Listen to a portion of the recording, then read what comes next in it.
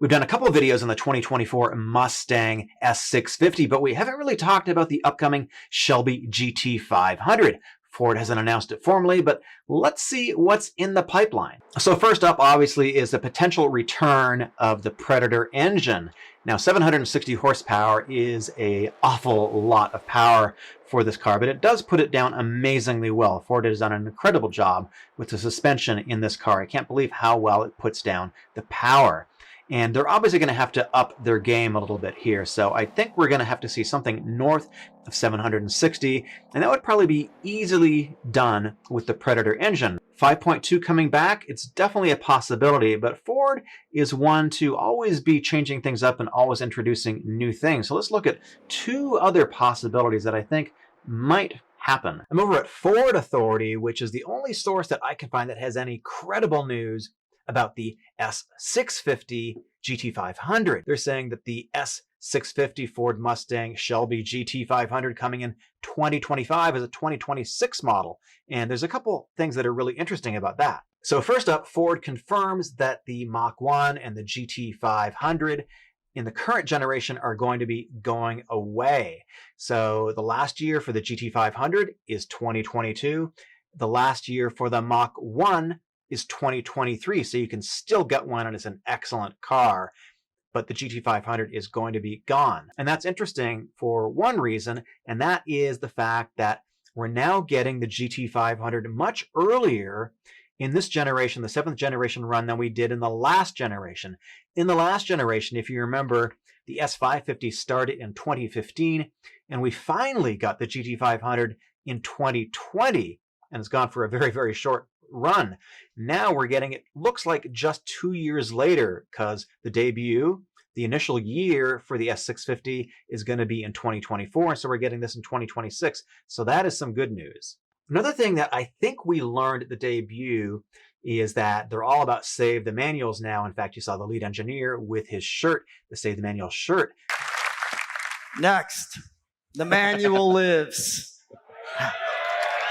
Hashtag save the manual. Hashtag save the manuals. I think it's a good possibility we might see a GT500 with a manual. That would be super cool to see. Right now, of course, the current generation only comes with a 7-speed DCT, which, by the way, is custom made, especially for the GT500. Ford does have a crate motor. This is from Ford Performance. I'm on their website. This is the 7.3-liter V8 Super Duty crate engine. This is in the Super Duty trucks. This makes 430 horsepower, and right down here, 475 pound-feet of torque. It has 10.5 compression. If you want to purchase this from Ford directly, it's about $9,200. And this is an engine that has a ton of potential. Now, obviously, what they're telling you is this crate motor is available in the 2020 F250 Super Duty, and they tell you all the features and specs. But why is it available as a crate motor? Well, the number one reason, of course, is massive displacement, 7.3 liters. Can you imagine how much horsepower and torque you could get out of this thing just probably with some simple tuning, some simple enhancements to the engine? I'm not an engine builder, but I know people have been building this up to make insane amounts of horsepower and torque. So if they want to keep the GT500 naturally aspirated, this is one possible option. Let's look at another one. There's another Ford engine, the 6.8 liter, which is based on the 7.3. It's built in the same Windsor, Ontario plant. And this looks like it's going to go into production in 2023. This is according to Ford Authority. This article is just a couple of days old.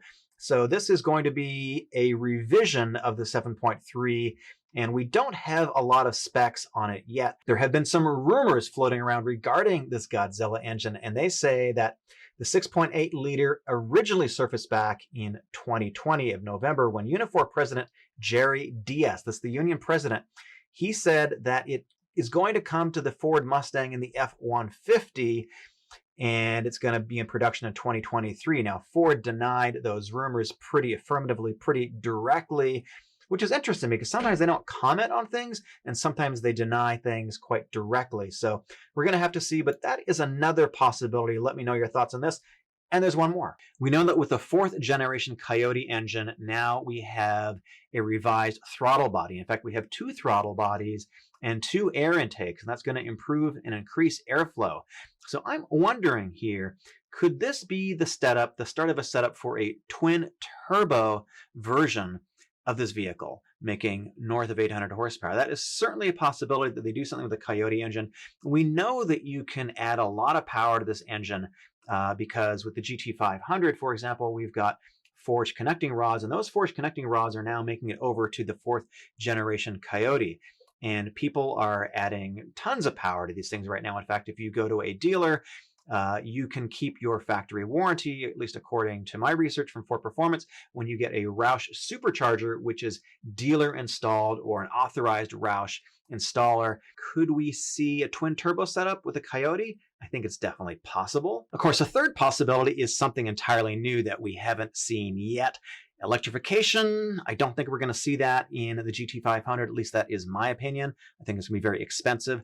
Let's check out these very interesting renders of the S650, and then we're actually going to go back to the S650 and compare the different noses, because there's something that I noticed that I don't think anybody else has really pointed out yet. If you're enjoying sports car centered content, go ahead, hit the like button, and also subscribe if you're enjoying this too. It really helps the algorithm push this video out to more people. So I'm over at the drive.com.au, which is an Australian website, and they've got a really excellent looking render here of what they think the S650 GT500 will look like. We've got the same headlights, we've got the same hood, but of course the hood has this sort of hood scoop over here, this air extractor, which is more aggressive, has these louvers like the GT500. Of course, we have the iconic stripes, which we're definitely going to get too. And the grille is apparently wider looking because it doesn't have these little vertical pieces over here like we get on the Dark Horse and the GT. Those are gone. We have a fairly simple looking grille. We have a fairly simple looking lower part underneath the bumper. And over on the left and the right side, we have a very large intake for what I think is a heat exchanger, presumably for a supercharger or a turbocharger. Who knows? Looks really clean. Let's look at the rear. So their version of the rear, I think, looks pretty sharp, pretty crisp, a little bit simpler than the Dark Horse, quite frankly. I kind of like it. We've got a very simple looking wing over here, and the lower valence is not as complicated, it's not as busy as the Dark Horse. I kind of like it. I think the tailpipes could be a little bit bigger too. Get a little bit more rubber under here. Let's take a look at what they're doing over at Motor Trend. Now their version is pretty cool. We've got the carbon fiber wheels, the 7-spoke wheels. We have another version of the louvered hood. This is obviously in white with the blue stripes. I think it looks really good.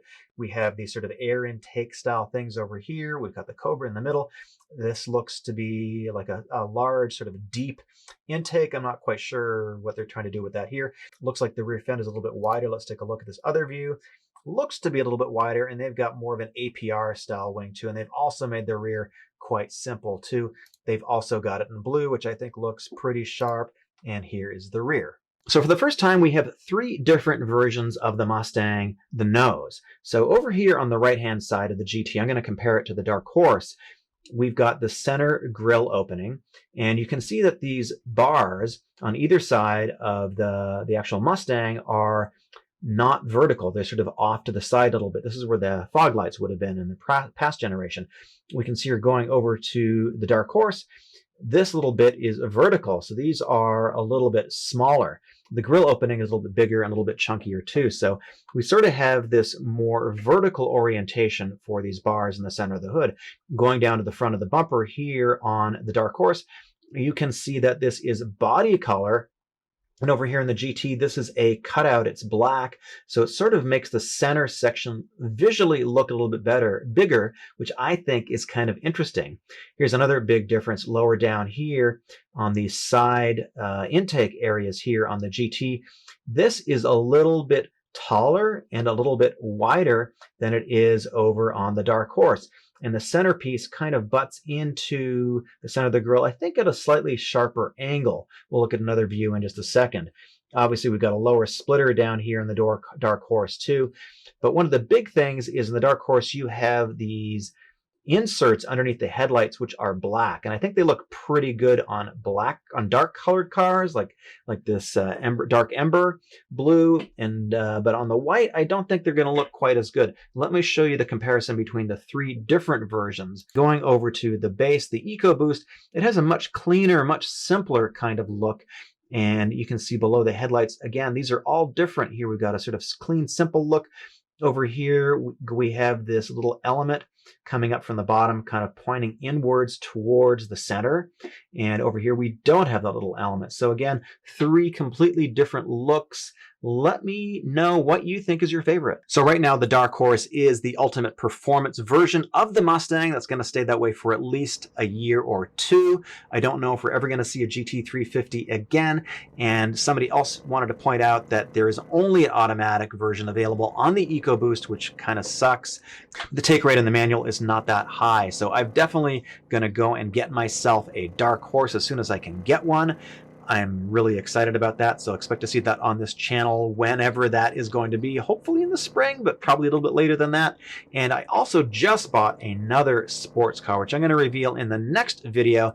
No, it's not a Ford, but I'm pretty excited about it. I'm pretty stoked. I've been driving it for a couple of weeks right now. My name is Eric. Please subscribe if you want to see more content like this. See you in the next video. And oh, by the way, click over here. I've got a much more detailed, in-depth version, a walkthrough of the dark horse.